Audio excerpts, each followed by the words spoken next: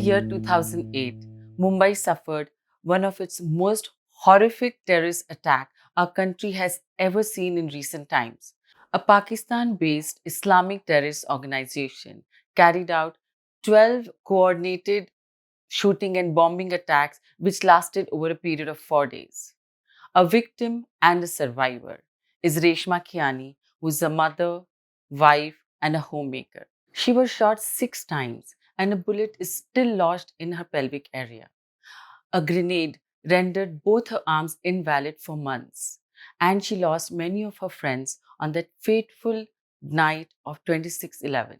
Today at 47, Reshma Khiani is back on her feet, living life to the fullest, with gratitude and resilience, never asking once, why me?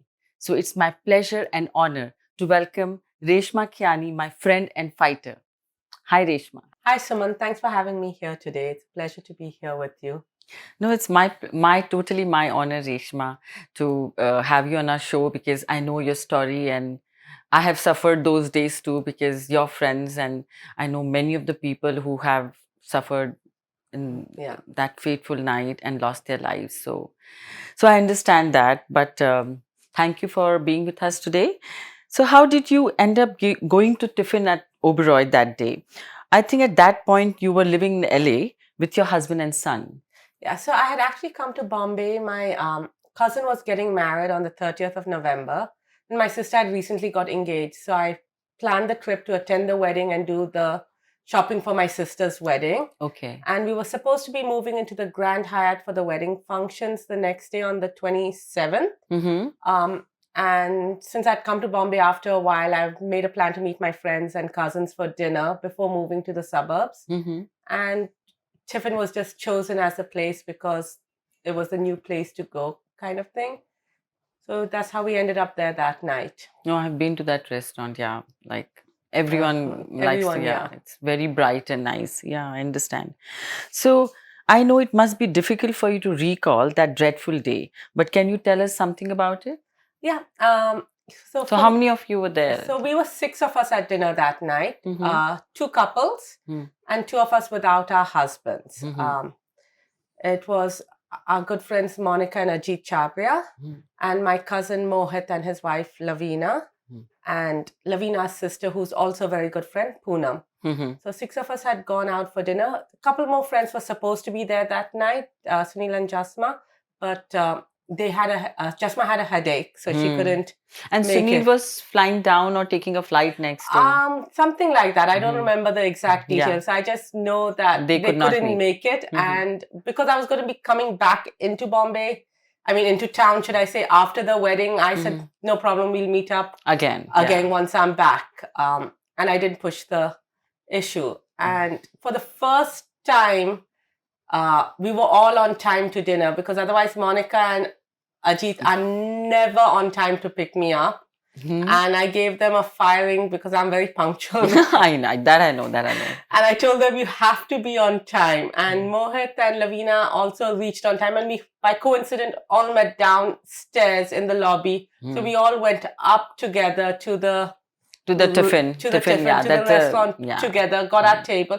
We literally just sat down. I think the waiters had just poured the water in the glasses and given us the menu when we heard a noise. I don't know if there was a match or something that day. So we all kind of assumed it was fireworks and didn't pay much attention to it till we heard someone shouting from the side of the old Oberoi. Yes. Get down. And we all just kind of got down. Really? You ducked in? Ducked in under the table or just got down from what I recall. And then it was like people came and they started shooting into the restaurant. Yeah. And beyond that, everyone asked me, did you see who it was? What was... You're so frightened at that time. You don't even look. Yeah, you just don't look up. You look down and you just let it be. At that point, I didn't even know it was a terrorist attack. I grew up in Nigeria where we have armed robberies on a regular basis. Yes. So I went through thinking, oh, it's just another armed robbery case and help will be there soon. Soon, yeah. Yeah. That's what it was to me. So I wasn't too frightened because, as I said, growing up in Nigeria, you hear about these things on a regular basis. Yeah. I've had family members and cousins who have been held at gunpoint in Lagos. Oh my God. So we've grown up in that kind of... So you just thought it was that and it will just pass. And it would just pass. So that was what was going through my mind that day. Then after the shooting, my friend Poonam was dragged out by two guys. Really? Yeah, because she luckily was uninjured and so were these two young guys. She stopped to try and get me out with her, but I couldn't move. I didn't know what was wrong with me, but I couldn't get up. So I had told her to go ahead, knowing that once she's out there, she'll get you help. She'll get me help. And then I was in there crying for help. Whenever I heard silence and that there was no more noise and all, I would cry for help in Hindi and English. And time just flew like that. So, me in and out of consciousness. Yeah. Oh my God. And you were shot 6 times and hand grenade thrown at you. Yet you somehow held on to your life. What gave you that strength to hold on? So one was the fact that Poonam was out there and I knew that she's going to get help. Help would be on that. Yeah. So that was a big thing. Another thing, I guess my parents were very religious, and when I was in and out of consciousness, I would wake up and I would see images of God, hallucinate God. Really? Like, at one point it was Ganesh, at another point it was like, I think Jesus. So these images were coming in front of my eyes. Wow. And then the other thing is, I didn't know it was a terrorist attack. So I just thought the next shift of the hotel will come on duty, they'll find us. So all these things just kept on playing in your mind and gave me the strength to hold on and just and you didn't know how much time passed. No, I didn't know how much time passed. I could see the sun come up at one point. My main worry was, oh shit, my family's going to be pissed off because I have to be at the Mehndi. But not realizing that it was such a big event and it was in the news outside and stuff like that. So my God, that was like and how many hours you were like that? I was inside for 18 hours till some of policemen heard some noise, and then they came to investigate because I think they were under the impression that everyone in Tiffin was gone and there were no survivors. So somebody heard me screaming for help. As I was saying, I shouted in Hindi and English. Again, thinking that the hotel staff will be coming on duty and they'll hear me and help me. Not realizing that nobody's there. And a couple of policemen helped me, and then they got me on a stretcher and they got me out through the kitchen entrance. Back entrance to the hospital. Was there any survivor when you were taken, or you were the lone survivor at that time? As far as I know, at that point I was the lone survivor. I think any survivors had already got out before me. Because if they could walk, they had. Okay, great. Wow, that's to get the images of God is like, we don't know what happens in trying times, right? Yeah, great. So what were the next few days, weeks and months like for you in terms of your physical and mental health? So luckily for me, I think mentally I'm quite a strong person, and I had a great support system with friends and family. So I mentally no issues. Physically, I had to have quite a few surgeries. Initially, which hospital were you? I was in Bombay Hospital. Okay.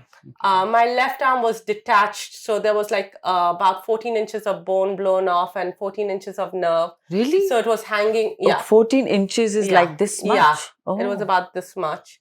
So initially they just stitched it up, and my right arm, the grenade had hit and the elbow was crushed totally. Really? So I think the first day the surgery was just to stabilize me, and then after that there were quite a few... And to remove the bullets. And quite a few surgeries after that where they tried to repair the elbow as much, and then they did a bone transplant in my left arm. They did a nerve transplant. They took the nerves from my leg and put it into my left arm. And so those were just trying times, going under anesthesia and not being able to move, having someone to do everything for you, I think was the hardest thing for me, because I was so used to, I grew up in the UK where you do everything yourself. You don't like to be dependent.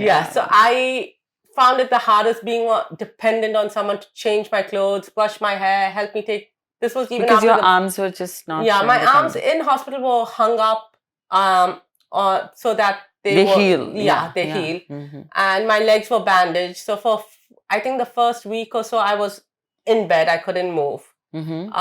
After that, in the ICU, they started making me walk and stuff, but my arms were not being unable to use. Totally in cast or something. Totally casted and things like that. So wow. And how long you were in hospital? I was in hospital till mid-February, so about 2.5 months, I think, or 3 months, something like that. Yeah, okay. Something like that. That's a long time. That was a long time, but again, I was lucky. There were people who from the Taj who were there longer than I in the hospital. So I think for me, I went home. I went to my mom's house instead of my in-laws. I went with my parents, and a great help there. And I was one of the lucky ones who could move on fast, got the physiotherapist to come home, help was there, and it was easy to start going forward. See, this is exactly what I'm saying, that you always see the positives. You always saw that, okay, there were people who were longer in hospital than you. See, you always see the positives. That's why you're here where you are and still like smiling, and you like so much pain and agony. And I mean, as I said, I had a great support system with not only my family, but my friends. I would have people coming to the hospital every day, sitting with me and just making me feel so good that how can you feel sorry for yourself when there's so many people out there for you. I mean, I was so lucky that I had those people supporting me to make me realize that this is not a bad thing. I mean, I'm lucky there are people out there who have nobody with them. Yeah. It was a horrible time for Mumbai and all of us. It was really bad. So how did this incident change you as a person, emotionally as well as spiritually? So I don't think I changed much as a person. I was generally a positive person before this, and I was a positive person after this. I have, I never once thought, why me? Because what's so special that it should be why? I mean, why not me? Why not me? Yeah. Okay, that was one way of looking at it. Spiritually, I don't think, the only thing I think changed is I used to come to Bombay and do the pilgrimages of all the temples and go to all the holy places and all. I realized that a lot of these places are commercial. They don't let you connect with the God. They're pushing you out of that. So I stopped going to too many temples. I go to the small ones if I do need to go to where there is peace and calm. There's peace, they don't rush you, and I connect more at home or spiritually. And I won't even say I'm a very religious person then or now. I believe in God. There's definitely a higher power up there somewhere, which I've always believed in. So I just think I just felt lucky and tried to be a better human person. That's wonderful. But like, to come out of this, the kind of tragedy, and to still be so positive and get back on your feet with the same positivity. I've seen people becoming bitter with their family, with their friends. And how are your arms now? So my arms are fine. I have restrictions. I had to, the bone transplant that I did at Bombay Hospital, it didn't work. The bone didn't grow. So I had to go to Singapore for another surgery. Which then helped. So then my left arm became more able to use, because before that it was still in a cast. I had to be very careful with what I could do, couldn't exercise and stuff like that. So after the surgery in Singapore, I was able to do a lot more. And my arms, I do have restrictions. There's certain things I can't do. My ponytail, I used to live in a ponytail before I got injured. I can't tie my own ponytail anymore. So I need to get someone to do it for me if I need to. Or I don't wear a ponytail. I adjust to what needs to be done. But I've never heard you complaining that your arms can't do this and you can't do that, which is amazing. I remember if anything falls, you still want to pick up yourself. So that's one of my pet peeves, that because for a long time people had to help me, people still feel that they need to help me. And I'm like, I can do it. Let me do it. If I need help, I will ask for it. Yes. Whereas people don't understand that they're still rushing out there to help me, which is great. But I'm at that stage where I like to do things myself now. That's a great way to look at things, Reshma. Trust me, very good. So, who or what would you say helped you get through this? So, I think my mom was a big support for me. I met her. Yeah. She's a wonderful woman. She was in the hospital with me constantly. And there were days when I would feel low and I wouldn't be able to talk to too many people. But my mom was one person I could talk to, and she was a very positive person herself. So she would always make me feel better. Then, of course, my in-laws, my friends, I had a lot of friends coming constantly to the hospital. I hated hospital food, so my mommy would send me food from home. My brother's restaurants would be sending me food. I would get, I'm a big foodie, so I couldn't stand that Bombay hospital Indian veg food. I would be getting food from Shiro and from Indigo, and so all that kind of helped get me through it.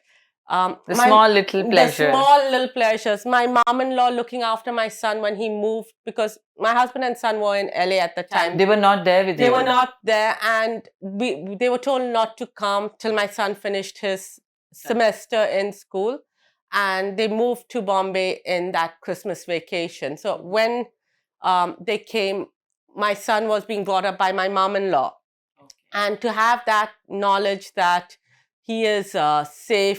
Safe and sound. And there's someone looking after him. That helped a lot. My sister took him on holiday to Singapore with our friends Jasma and Sunil, so he wouldn't miss out on being away and realize that mom can't do things for him.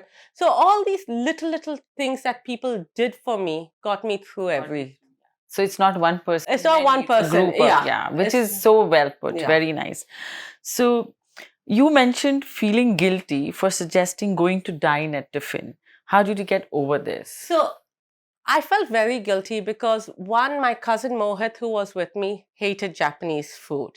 And the only reason he was coming was because he was going to be traveling in a few days and he would not see me.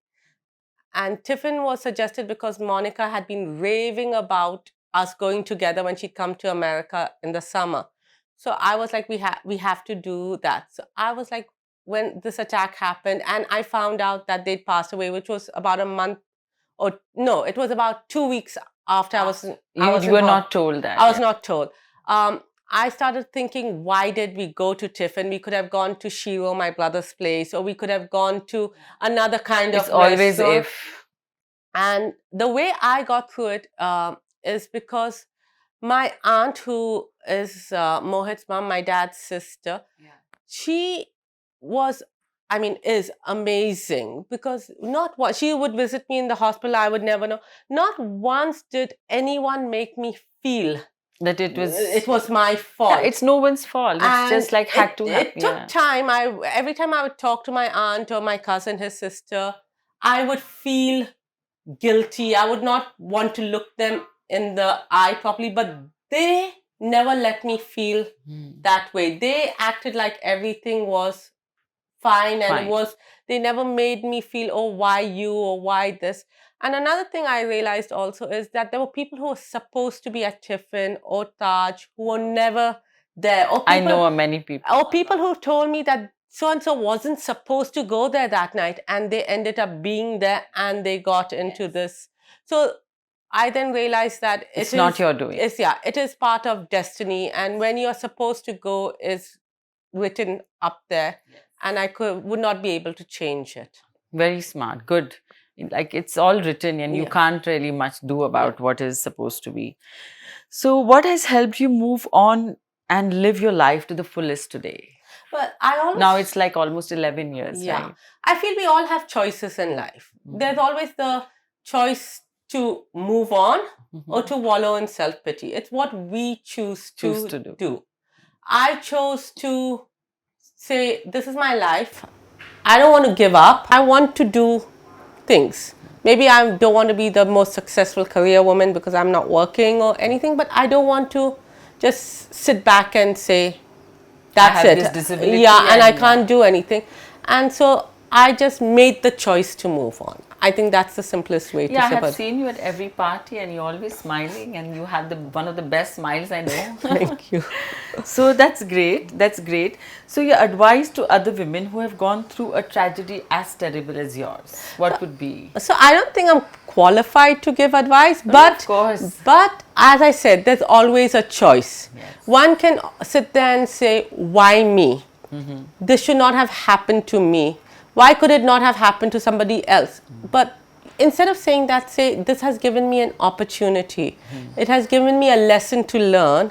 Let me move forward with this and make the choice to take control of your life and move. Take control of your life and move on. Yes. With whatever you have been Whatever served you and have. done. Because we all go through ups and downs in life. It could be financial, it could be romantic, it could be anywhere. You can't sit back and say, why me? Why me? Why not you? That's what I say. That's beautiful, Reshma. On this note, I must tell that it's a pleasure to know you and your tragic times and in the year 2008. It's wonderful the way you have stood and got back to your life. And I know you've been living and going everywhere and traveling and taking care of your family, your sister and everyone. So it's a lot to learn from you, and thank you for coming for our show. Thank you so much for having me here, Suman. Thanks.